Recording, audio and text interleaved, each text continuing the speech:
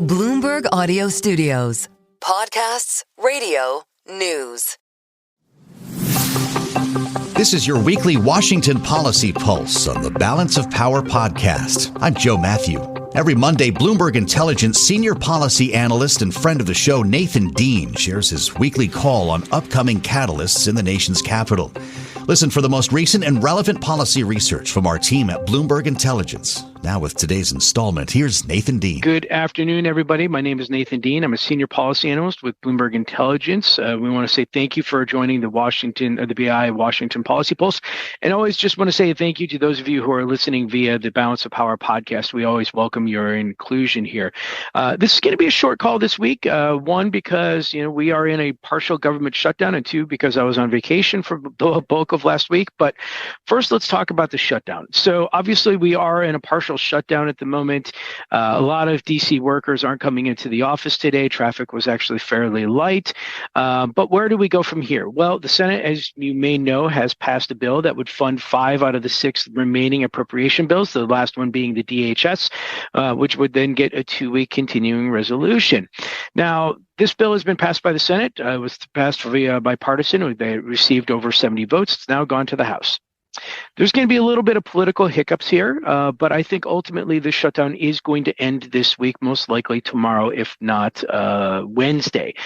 This afternoon, we're recording this Monday at 10:03 a.m., Monday, February 2nd, but around 4 p.m. Eastern, we're anticipated that the House Rules Committee is going to look at this. That is going to be challenging for the Republicans because, as you remember, this is a Senate deal that was passed with negotiations with the White House. House wasn't really involved here, and the House doesn't like getting jammed up. And so there are going to be House Republicans here saying, look, if Democrats are going to be insisting on changes to this deal, then I want to have changes to this deal. For example, there is a bill out there that would require essentially everybody to show identification of their citizenship before voting. That's going to have to go through the House Rules Committee. That's going to have to go through just the Republican caucus. And Speaker Johnson essentially is going to have to try and keep his party in order because any deviation from that extends the shutdown and actually extends this the discord. With this special election that occurred in Texas over the weekend, over the weekend that essentially saw a Democrat. I'm getting things mixed up here. There was a Senate seat race. I'm just going to completely reset this. With a special election that occurred that is going to be sworn in later today, the Republicans are going to have a one-person operating majority if everybody shows up to the House to vote. When you have one person, that is essentially going to be extremely difficult for Speaker Johnson to keep his party in line. And so going forward, you're going to see a lot of bills, a lot of pieces of legislation like this require Democratic votes. So that is where the challenge of this is coming, is that Speaker Johnson has to keep his party aligned, and if not, he's going to have to get Democrats on board to come with.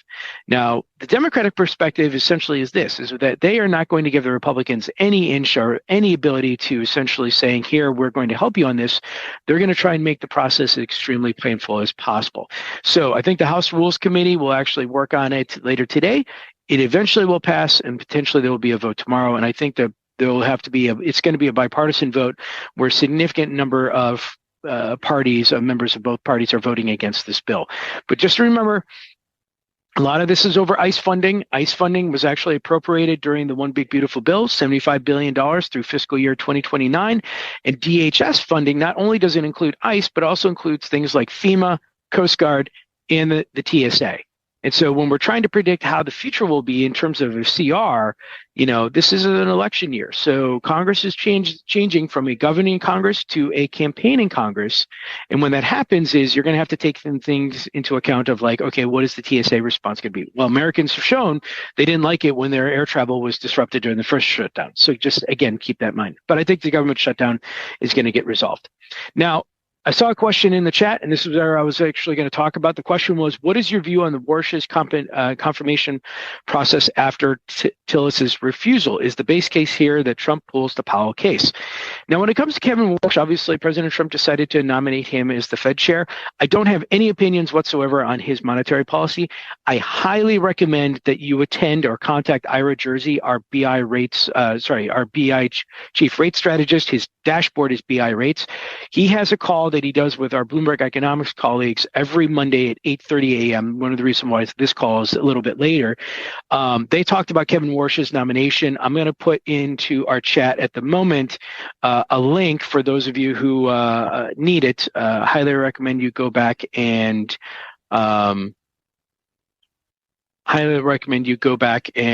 I already even put it into the chat. Perfect. So that's what you should do when it comes to listening about what Kevin Warsh's views on monetary policy. Now, when it comes to his confirmation policy, it's this. Senator Thom Tillis from North Carolina, who is a Republican, sits on the Senate Banking Committee. Now, the Senate Banking Committee is run 13 to 11, 13 Republicans to 11 Democrats. Senator Tillis has said that he's going to effectively block Warsh's nomination until the issue with Jerome Powell and this DOJ investigation is "quote unquote" resolved. And he even, said on Twitter last week that he's doubling down on that. So he can effectively block the nomination. There is a way to discharge the nomination and to this is just real quickly for the chat. This is for the webinar chat. So if you're listening on Zoom, just go to the webinar chat and it should be in there. Otherwise, just contact me or Ira afterwards at ndean10@bloomberg.net, and we'll get a copy of that to you. So Senator Tillis can effectively block this nomination from going forward. Now, the way you get around this is you discharge the nomination and you bypass the committee. That currently, under the Senate rules, takes 60 votes.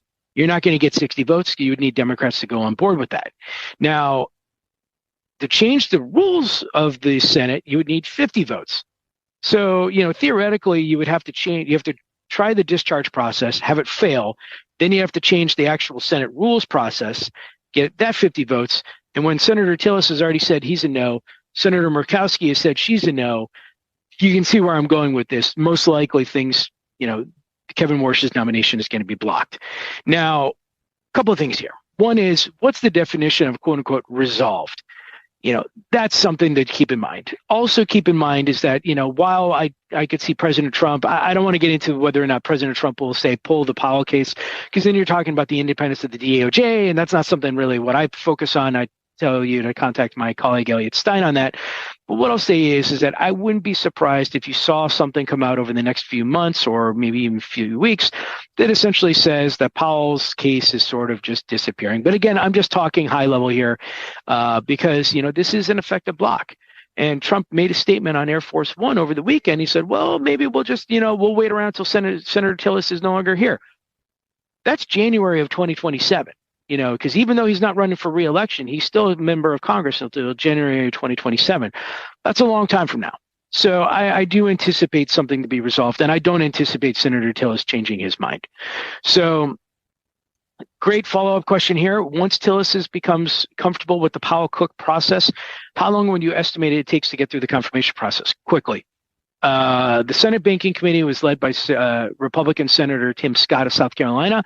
He can put something together fairly quickly. So if the Senate Banking Committee decides that they want to have a confirmation hearing, and look, they may have a confirmation hearing before Senator Tillis removes his block, because I think, I may be wrong here. Senate watchers may get me on this, but essentially, I think what happens here is that I'm going to go with the fact that I think Tillis is blocking the vote from the floor. I don't think he can block the Senate Banking Committee confirmation hearing.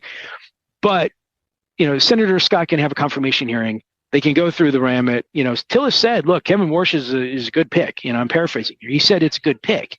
So, you are going to see questions in this hearing from the Democrats about independence of the Federal Reserve, but you're not going to see Republicans really bash Kevin Warsh on this. If it were to ever come up for a vote, he most likely would get the votes. The issue is not there. So I think the confirmation hearing happens fairly quick. The vote can happen fairly quick after that. So all being said is that Kevin Warsh can happen really quick. But just remember, it can't happen until after Jerome Powell's term ends. So you can get everything set up, ready to go, but, obviously it has to happen when Powell nods in. And if Warsh isn't confirmed, Chairman Powell sticks around. Just remember is that, you should really talk to Ira about this because he's really our FOMC watcher here. But the FOMC is separate than the Federal Reserve Board. The FOMC has its own process of actually developing who is the chairman of the FOMC versus the chairman of the Federal Reserve.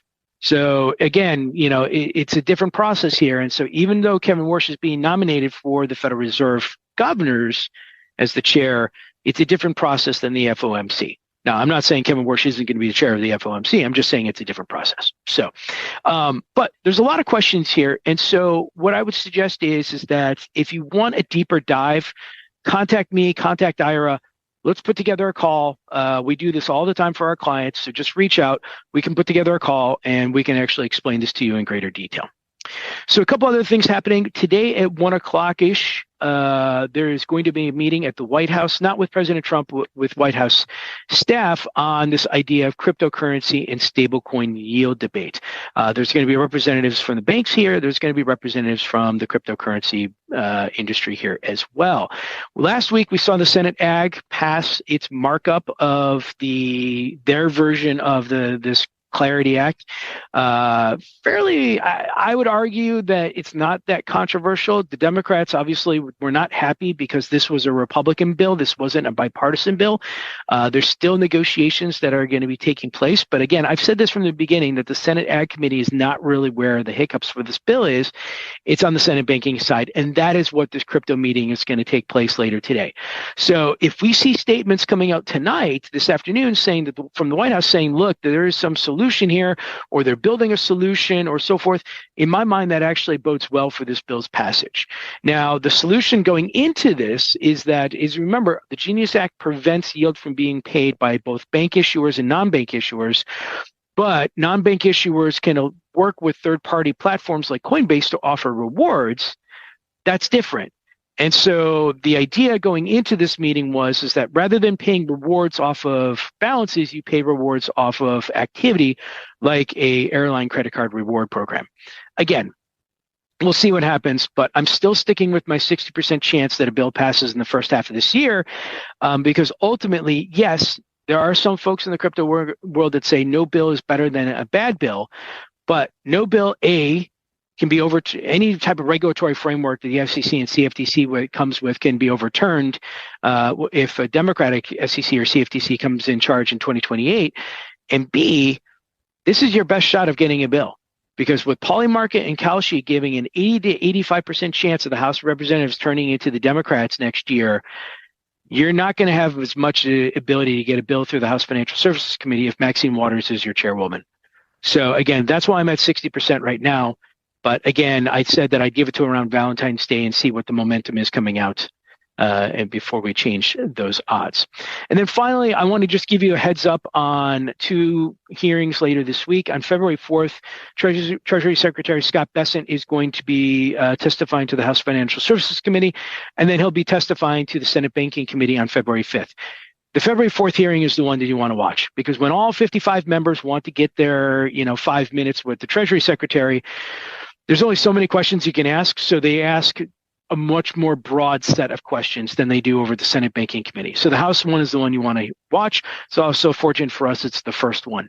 Now, the Treasury Secretary, this is a hearing about the Financial Stability Oversight Council and the safety and soundness of the U.S. banking system. Normally, the Treasury Secretaries don't get all into the weeds because, look, we're talking about Fed rules or SEC rules or CFTC rules, but this is a little bit different because Treasury Secretary, Scott Bessent has shown that he wants to have a little bit more hands-on approach here when it comes to bank deregulation. So I'm going to be looking to see if he can give us any types of timing in terms of when the Fed and the OCC is going to be working on things like, the Basel III Endgame, the GSIS surcharge. Lots of questions about regional bank relief. Is that going to come after the large bank relief? Right now our view is that the regional bank relief is going to be in the second half of this year as a proposal, not finalization. So I'm hoping the Treasury Secretary can actually give us some more insight on that. You may also hear some more stuff related to debanking, just because, the House Republicans and the House Financial Services Committee love to talk about Operation Choke Point 2.0, et cetera. You're going to hear some talk about that, but, we'll see what happens. I'm going to be watching the hearing, and then if you have any questions post-hearing, or if you just need a synopsis, just please reach out and let me know. With that, I'm going to say thank you very much. I'm just going to do one more quick check to make sure that I answered everybody's questions. It looks like I have.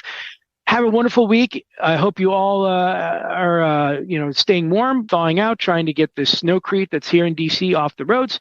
And if we can ever be of a service, please don't hesitate to reach out. Thanks. Our thanks to Nathan Dean, Bloomberg Intelligence Senior Policy Analyst, bringing you the latest installment of his weekly Washington Policy Pulse. For more from BI or to join this call live each week, you can email Nathan at ndean@bloomberg.net. That's NDEAN@bloomberg.net. And come back to the podcast later today for the latest edition of Balance of Power.